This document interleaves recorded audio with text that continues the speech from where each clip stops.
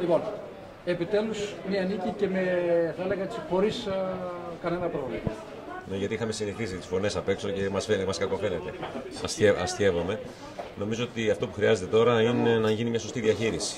Όπως καταλαβαίνετε, δεν μπορεί μια εμφάνιση που δίνει ένα καλό αποτέλεσμα να θεωρούμε ότι έληξε όλος ο συναγερμός μας.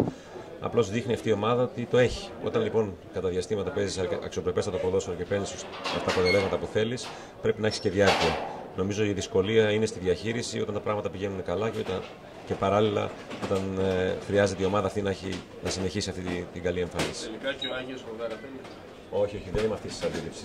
Αυτό που θέλω να πω απλώς είναι ότι όλοι αυτοί οι φίλαθλοί μας, οι οποίοι ήταν εδώ πέρα και στις προηγούμενες αγωνιστικές και βγάλανε το θυμό τους, πρέπει να καταλάβουν ότι η ψυχραιμία είναι ο καλύτερος οδηγός στις δύσκολες καταστάσεις. Γιατί θα πρέπει να το σκεφτόμαστε αυτό, μπορεί να ξανάρθουν οι δύσκολες καταστάσεις. Δεν μπορεί να ισοπεδώνουμε ούτε συνειδήσεις, ούτε το έργο ανθρώπων, είτε είναι οι προπονητές, είτε είναι οι διοικήσεις, είτε είναι οι ίδιοι αθλητές. Θέλει σύνεση, θέλει ψυχραιμία. Αν κοιτάξετε τα πρωταθλήματα τα ευρωπαϊκά, η Λιόν στις πρώτες 6 αγωνιστικές η ομάδα έκανε όλα τα αποτελέσματα, ήταν αρνητικά και έχει ένα σερί τώρα Champions League, πρωτάθλημα που πάει πάρα πολύ καλά.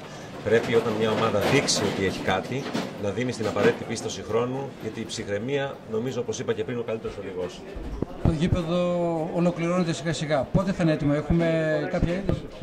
Το γήπεδο αισιοδοξούμε ότι θα καταφέρουμε στις 23 Νοεμβρίου, αυτός είναι ο καταρχήν σχεδιασμός μας, να έχουμε ένα test event. Πρέπει να δούμε να μπαίνουν όλες αυτές οι χιλιάδες του κόσμου μέσα, να βγαίνουν με ασφάλεια και να δούμε ότι λειτουργεί όλο το σύστημα. Αυτό το test event που υπολογίζουμε να γίνει 23 Νοεμβρίου έχει σωστά αποτελέσματα ή όποιες διορθώσεις χρειάζονται. Πρώτα ο Θεός, το παιχνίδι με τον ΠΑΟΚ θα γίνει στο καινούργιο γήπεδο. Για να γίνει το test event θα δούμε κάποιο φιλικό ή... Όχι, φιλικό δεν μπορούμε να δούμε, διότι μην ξεχνάτε ότι η ομάδα παίζει από Κυριακή σε Κυριακή. Δεν γίνεται να κάνεις ένα φιλικό μες τη βδομάδα και να ρισκάρεις τραυματισμούς ή να κουραστεί η ομάδα για ένα καινούργιο γήπεδο.